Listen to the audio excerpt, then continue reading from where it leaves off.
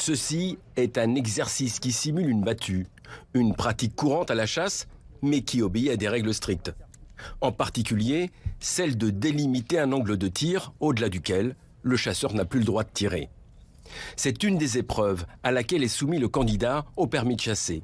Une autre épreuve est éliminatoire si le candidat ne sait distinguer une proie d'une silhouette humaine. Avec une arme à la main, ce qu'on va attendre le jour de l'examen, c'est que le candidat prenne un temps de réflexion avant d'effectuer les bons gestes. Ce semblant d'examen est suivi de près par des sénateurs de la mission chargée d'étudier les questions relatives à la sécurité à la chasse.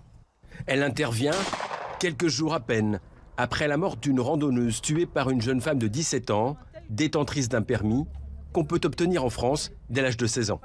Là, je ne vais pas vous répondre sur l'âge en tant que tel. Ce que je veux vous dire, c'est qu'il y a une réflexion à avoir pour faire en sorte, à mon sens, qu'il y ait une forme de gradation dans l'acquisition d'une arme et dans la manipulation d'une arme. Une gradation qui pourrait passer par la délivrance d'un permis calqué sur l'obtention du permis de conduire. Un examen qui se déroule sur 2 ou 3 dimanches, accompagné avec des maîtres de stage, et dire c'est possible ou c'est pas possible, il n'a pas encore acquis la maturité, ou alors il faut réfléchir peut-être à un permis probatoire. Parmi les sénateurs, Sophie Primas, chasseuse elle-même, formée sur ce site d'une des 13 fédérations de France, l'une des seules à prendre en charge les personnes qui encadrent la chasse. Je pense en particulier dans cette fédération d'Île-de-France à la formation des responsables de chasse, des responsables de lignes de tir.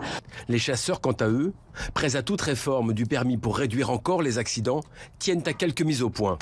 Il y a beaucoup plus d'accidents, soit d'auto-accidents, soit d'accidents vers des tiers, qui sont causés par des chasseurs plus âgés que par des jeunes. Ils rappellent aussi que grâce à la formation, en 20 ans, les accidents de chasse ont diminué de plus d'1 tiers en France.